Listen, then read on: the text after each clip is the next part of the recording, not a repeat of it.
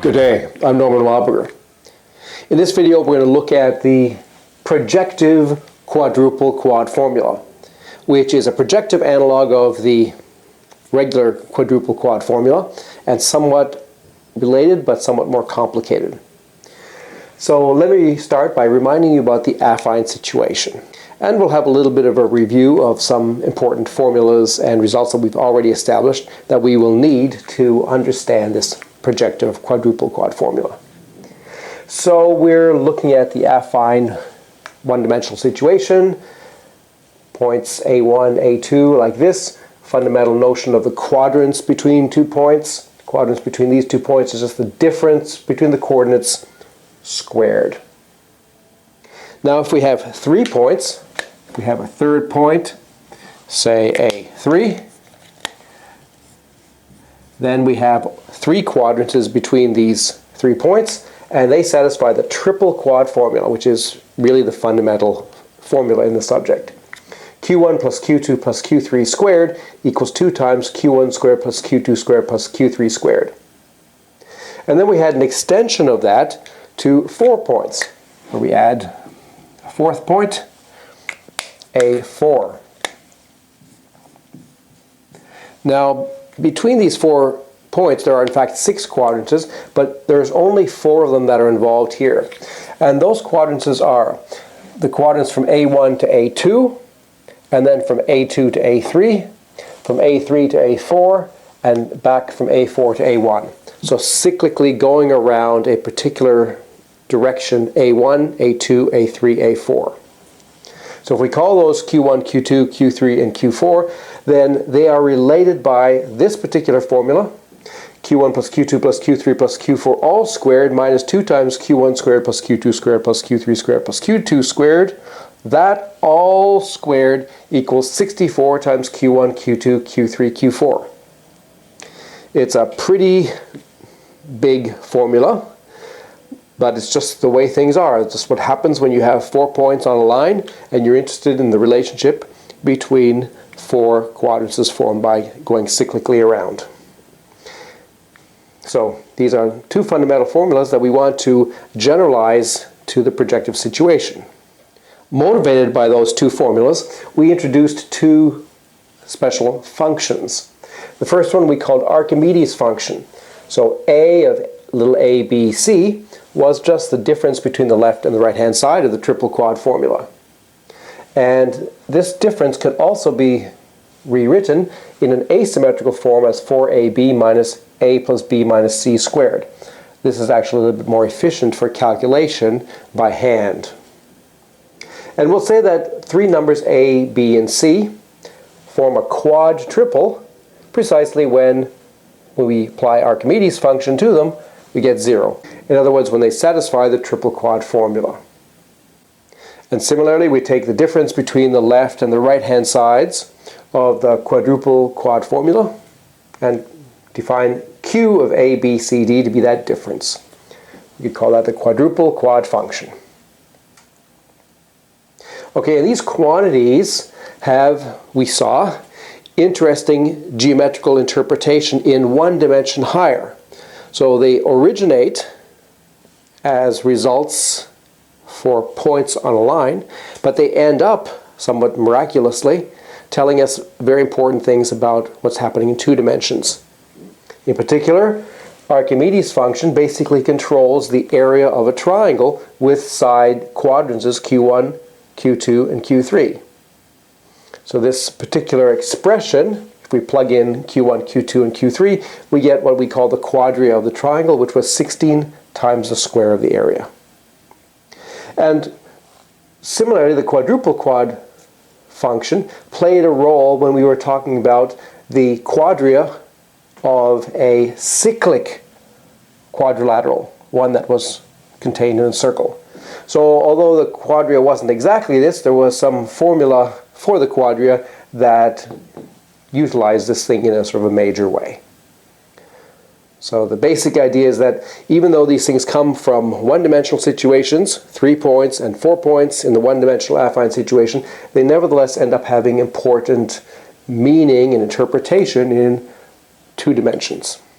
Okay, so now let's go over to the projective situation where we're talking about projective 1 points, which are visualized as lines through the origin in a two-dimensional affine setting. So there is, for example, a projective 1 point, say A1, which is actually just a proportion x1 to y1 enclosed in square brackets. That's the actual definition. But it's interpreted as being the line whose direction vector is x1, y1 through the origin. And here's another one, A2, which is x2 to y2. So we have these two projective 1 points, and the basic metrical notion is the projective quadrants, little q, between A1 and A2. And here's the definition, and it's the alternate form of the definition that I started with. So originally we had a somewhat different definition, but we saw that it was expressible this way as well. And it will turn out that this particular form, even though it may seem a little bit more cumbersome, has the advantage that it generalizes a little bit more smoothly to these other kinds of geometries. Okay, so what's involved? There's this dot product involved. If we have two vectors, x1, y1, and x2, y2, the dot product between them is the number x1, x2 plus y1, y2. And in terms of that dot product, we can write this projective quadrants as 1 minus the dot product between x1, y1, and x2, y2, all squared in the numerator here. And here one factor is the dot product between x1, y1, and itself, which is just the quadrants of that vector, so x1 squared plus y1 squared. And here another factor, same thing for the vector x2, y2. So in other words, here we have x1 squared plus y1 squared, and here we have x2 squared plus y2 squared. And the advantage in thinking about it this way is that we can directly change the dot product and get a new kind of quadrants. For example, in the red situation, if we change that plus sign to a minus sign, then this formula still is exactly the right formula for the red projective quadrants. Okay, so now we want to look at what happens when we have three such projective 1 points. So A1, A2, and a third one, A3. Then we will have three projective quadrants between those 1 points. And then the relationship between those three numbers, Q1, Q2, and Q3, is the projective triple quad formula. Looks quite like the affine triple quad formula with this additional cubic term for Q1, Q2, and Q3. And the same formula also appears in the rational trigonometry of the plane in the affine setting, where it's known as the triple spread formula. So in ordinary two-dimensional Euclidean geometry, this quantity is referred to as a spread, and that's the reason why this is called the triple spread formula. And we saw that it has a meaning, an interpretation, in terms of, well, the relationship between three quadrances formed by a triangle contained in a circle whose diameter, or diameter quadrants, was 1. So that was like our core circle, the diameter of 1, and 3 points on it.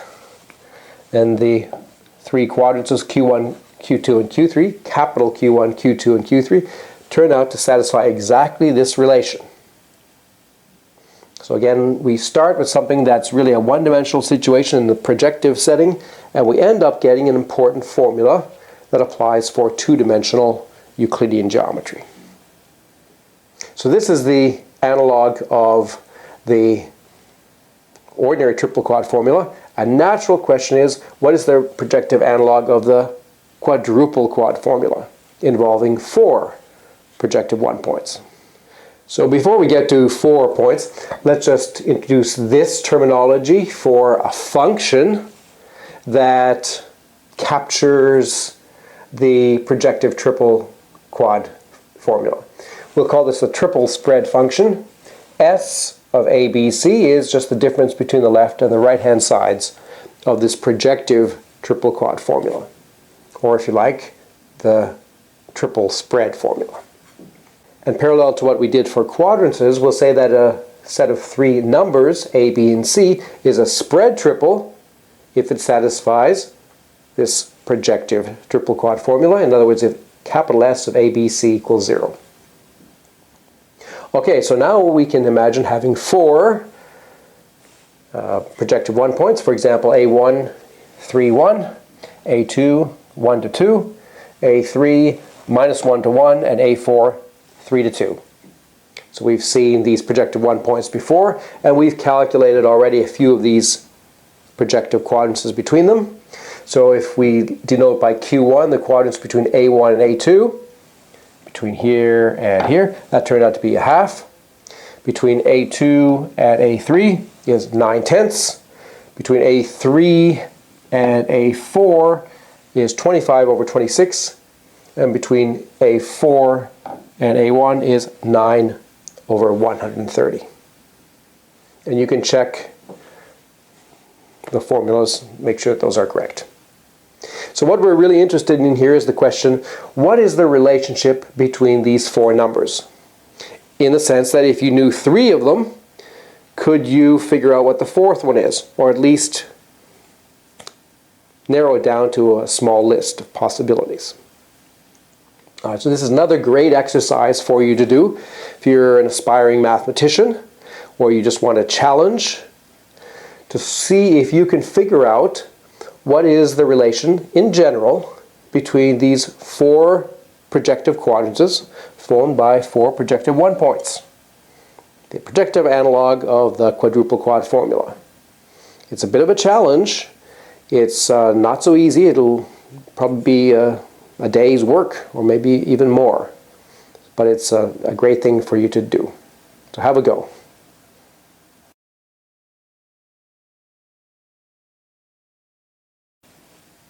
Okay, so here is our formula. The projective quadruple quad formula. So the setting is we have four projective 1 points, and we've defined Q1 to be the quadrants between A1 and A2, Q2 the quadrants between A2 and A3, Q3 the quadrants between A3 and A4, and Q4 the quadrants between A4 and A1. And these are all projective quadrances in the setting of a projective line. And the relation is that R of Q1, Q2, Q3, Q4 equals 0, where R is yet a new function.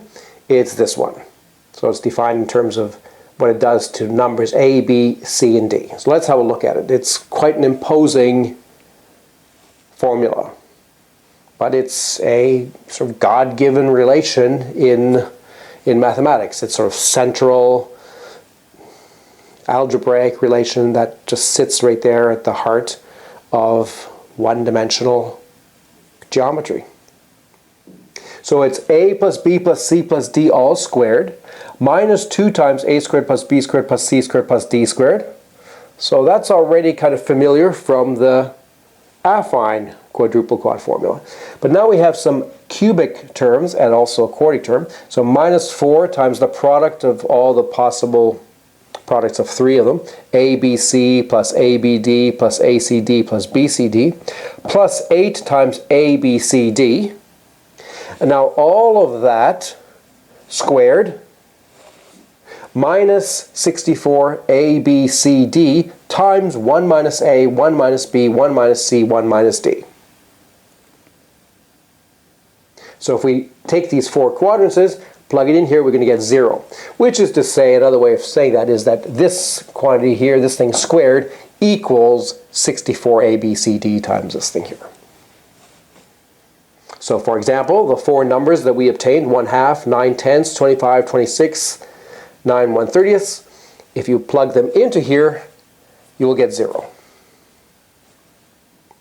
Now let me notice that when A, B, C, and D are small, like close to 0, then inside this big bracket here, we have things which are essentially quadratic. And we have things which are cubic and quartic. And if A, B, C, and D are very small, then the quadratic things are going to be also very small, but the cubic things are going to be even much smaller, and the quartic things even smaller yet. So if we ignore the cubic and the quadratic things, then this part of it is just the same as the affine quadruple quad formula. And this part of it is just the same as the affine right-hand side, because if A, B, and C, and D are very small, then these numbers are close to being 1, and we would just get 64 A, B, C, D, the same thing as the right-hand side for the affine situation. So this is some kind of generalization, extension of the affine situation. But there's something very remarkable about this particular expression, and we can see that by having a look at these 4 values that we got in that particular example, and just for fun, pretending that we didn't know what, say, one of them was. Suppose that we didn't know what the 4th one was, and we just replaced it with an x. So we took this expression here, replaced A, B, and C with these 3 numbers, and we replaced D with an unknown x. Then we would get a polynomial in x. And you might think it's of degree 8, because this is generally of degree 8. But in any one variable, it's actually only of degree 4. So if you plug x in here, you'll see that the actual powers of x, the maximum is 4, which you get by taking, say, the d squared here, for example, all squared will be giving you a d to the 4th. Okay, so if you look at this thing with these particular values with an x instead of that 9 over 1/30th, then remarkably, this expression factors as a clean product of 4 factors. One of the factors is, not surprisingly, x minus 9 over 1/30, because we know that's actually a solution. But there are these other solutions too. There's 121 over 130, which happens to add up with this one to give us 1. And these other 2 also add up to give 1. They're 49 over 130 and 81 over 130. So this is something special that's going on here, and you can experiment around for yourself. If you have a computer, you can program your computer to input this kind of thing. If you have some algebraic manipulation software, which I hope that you do, then it's really fun playing with this function and discovering things about it. And I suspect there's a lot of very interesting things to be discovered about this particular expression. This is just a starting kind of example to make you start thinking, this is very interesting. So the natural question is, what would happen if we replace not this one, but say this one with x? Then would we also get something similar? And similarly for these two, would we get these different expressions? And then what would be the various relationships between all these numbers that are appearing here in these 4 factored forms? Sort of a whole sea of possibilities emerges, and actually very good and fun place to make some investigations. All right, so how in the world could we possibly discover this remarkable formula, and how are we going to prove it? Well, let me just establish a few things, kind of ingredients that we're going to need. One of those things is an alternate form for the projective triple quad formula. The much simpler situation that just looks like this that we've been talking about in our last few videos. So this is the basic projective triple quad formula, and here are some variants or equivalent reformulations that you get by just sort of rearranging the various variables. So I probably told you about this one before, but it's well worth having a look at. And here we've written this thing as a quadratic just involving c. So we've taken the c squared there, and then the coefficient of c here, and then the things not involving c there. So this is expressing it as a quadratic in c. And here's sort of one step further, where we've actually completed the square, thinking of this as a quadratic in c. So now it's c minus something all squared equals something not involving c. And we see that it's quite pleasant. We get c minus this quantity a plus b minus 2ab, all of that squared equals 4ab times 1 minus a times 1 minus b. same kind of expression that ends up appearing on that right-hand side of this projective quadruple quad formula. Okay, so your first exercise is to check these equivalences. Just make sure that, yes, indeed, these three are just reformulations of this basic projective triple quad formula. The other ingredient that we're going to need is the quadratic compatibility theorem that we talked about in Math Foundations 125. And that's actually the first theorem of my book, Divine Proportions. So it concerns two quadratic equations in x, written in the form x minus p1 squared equals q1 and x minus p2 squared equals q2. So we've already completed the square and we have these two quadratic equations in x. And we were interested in when they are compatible. In other words, when they have a common solution x. And it turned out that they have a common solution x precisely when the three quantities q1, q2, and the difference between p1 and p2 squared form a quad triple. In other words, if we apply Archimedes' function, or the triple quad function, to them, we get 0. And in this case, moreover, we can say actually what that common solution is. It's the average of p1 and p2 minus the quotient q1 minus q2 over 2 times p1 minus p2. Okay, so now let's proceed to proof of our big formula, that projective quadruple quad formula.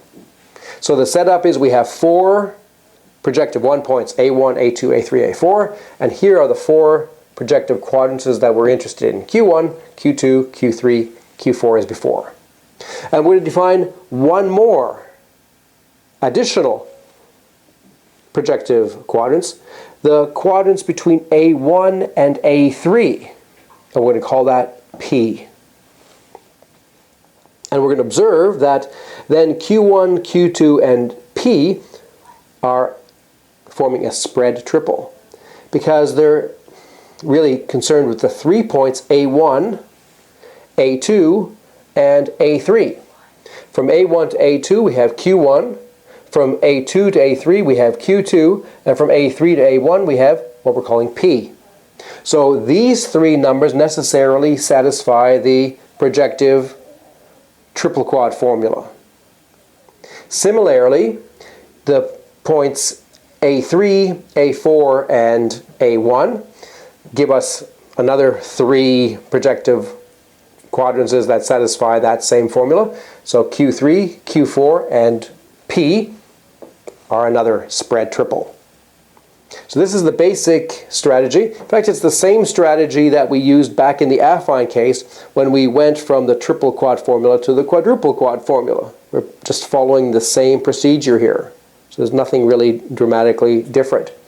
So we're going to take the fact that we have 2 equations here and we're going to write those equations down, and we're going to see that the fact that they have a common solution tells us something about Q1, Q2, Q3, and Q4. That something is exactly the relation that we're going to be wanting.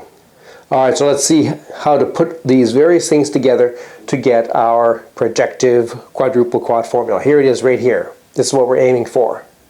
And so here's the argument. There's essentially 2 steps using both of those ingredients that we've already talked about.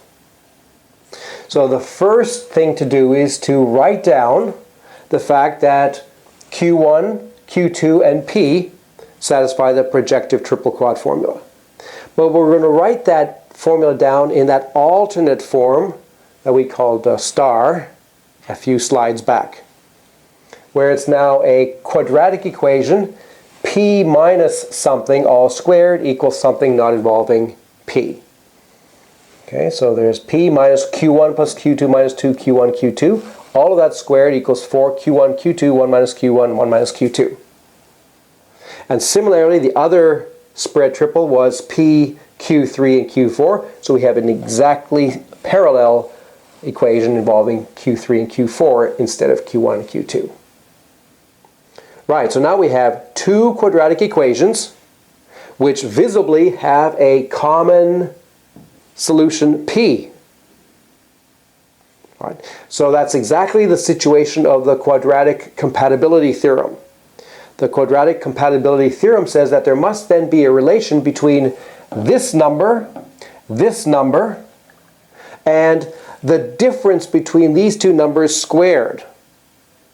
So let me remind you what the condition is. So in the quadratic compatibility theorem, this whole thing was called Q1, this whole thing was called Q2, this whole thing was called P1, and this one was called P2. And the fact that we had this common solution implied that this Q1, this Q2, and the difference P1 minus P2 squared satisfied the standard triple quad formula. Okay. All right, so what does this triple quad formula look like? Well, we're going to use the alternate form for the triple quad formula, which is not the symmetrical form, but if you have A, B, and C, the form that A plus B minus C squared equals 4AB. Okay, so we're going to take the difference here, this thing minus this thing, all squared. We're going to subtract this quantity and also subtract this quantity and square all of that. That should be equal to 4 times the product of this with this. That's the triple quad formula applied to this quantity, and the difference between these two things squared. And so that's the relation that follows from the quadratic compatibility theorem by analyzing these two quadratic equations that we get by looking at 3 of our 4 projective 1 points at a time. This 3 and then that 3. Okay, and it has pretty well the form that we want. The right-hand side is just the where we want it. And then the left-hand side is something squared. So if you examine what's inside this bracket here, it turns out that you can rearrange that. Here it's not very symmetrical in Q1, Q2, Q3, and Q4, but it turns out that it actually is a symmetrical function, and you can expand it out and rearrange it and convince yourself that what's inside really can be expressed in this way.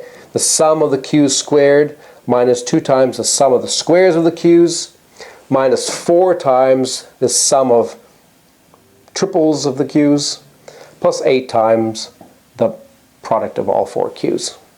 So all of that squared equals this big product, 64, the product of the q's times the product of the 1 minus q's, and that is the projective quadruple quad formula. It's just a God-given, fabulous kind of thing.